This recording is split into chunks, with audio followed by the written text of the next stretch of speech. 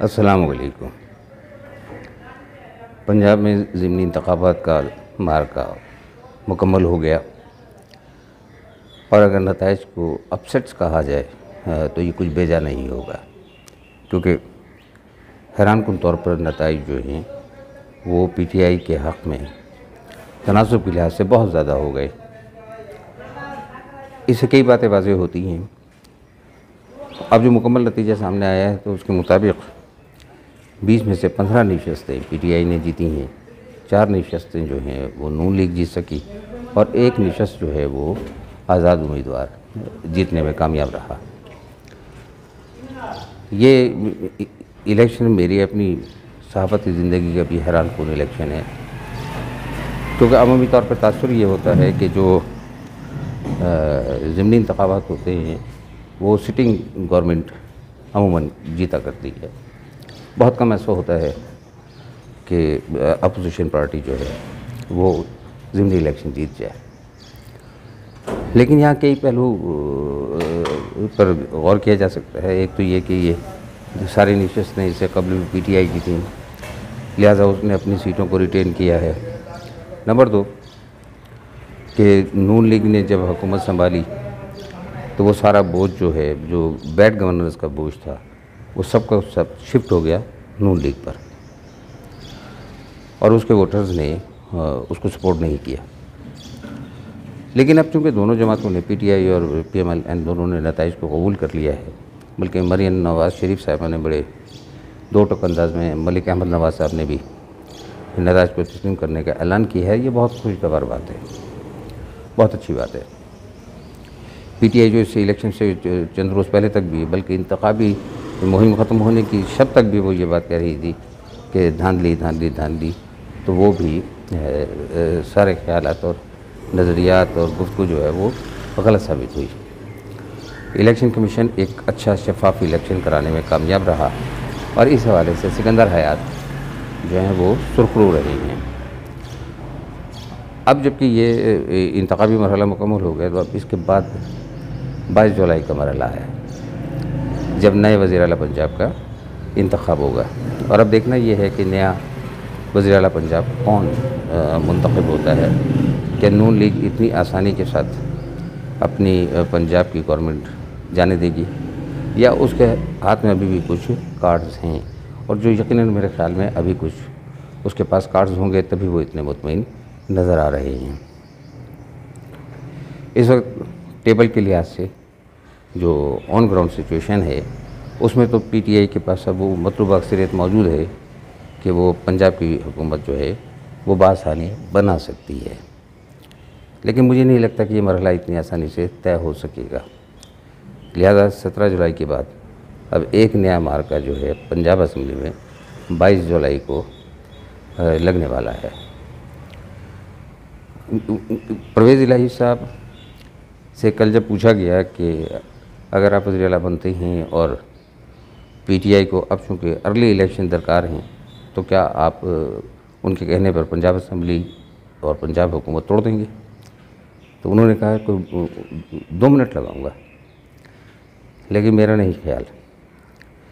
چودھری پرویز الہی ایک جہاں دیدہ انسان ہیں، انہوں نے پیچھے جب نون لیگ اور پیپلز پارٹی کے ساتھ بھی جب بات کی تھی تو انہوں نے یہی ایک مطالبہ سامنے رکھا تھا کہ اگر میں وزیر اعلیٰ بنا تو میں باقی مدت پوری کروں گا۔